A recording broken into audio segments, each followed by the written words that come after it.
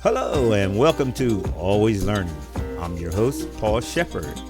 And I have with me today my guest, Joseph Sermons. He's going to teach us all about, what is it, Joseph? Euthanasia. Euthanasia. It's a very deep and heavy duty subject, and we're ready to go into it right now. Do you have a definition of euthanasia? Yes. All right, let's look at that definition up there. Definition is it's a mercy killing or simply another word for euthanasia.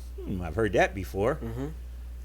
And it's the act of putting a person or animal to death painlessly, or allowing them to die by withholding medical services, usually because of a painful and incurable disease. Wow, that's a mouthful.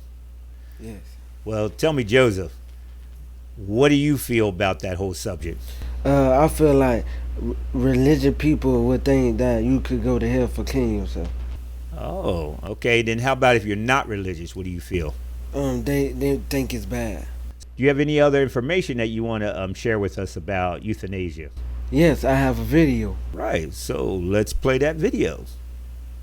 There's been an increase in legalization of euthanasia-assisted suicide in developed countries. Both are legal in the Netherlands, Belgium, Luxembourg, Colombia, and Canada. Switzerland, along with 5 U.S. states, Oregon, Washington, Montana, Vermont, and California, offer physician-assisted suicide. Dr. Ezekiel Emanuel and his colleagues from the University of Pennsylvania reviewed all available data on these interventions from the late 1940s through 2016. Public support for euthanasia-assisted suicide is quite interesting. It's more supportive of euthanasia.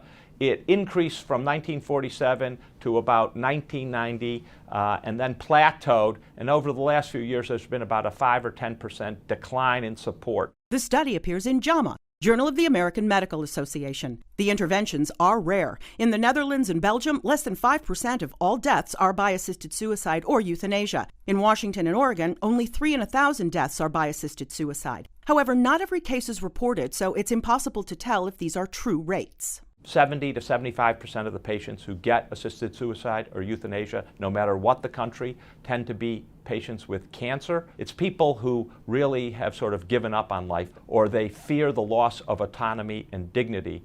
They tend to be older, white, well-educated, and well-insured. Dr. Emanuel also says these practices occur whether they are legal or not. It behooves us to actually look at the practices and try to understand how they work, how well they work, what the problems are, before we rush to legalize it in a lot of other countries.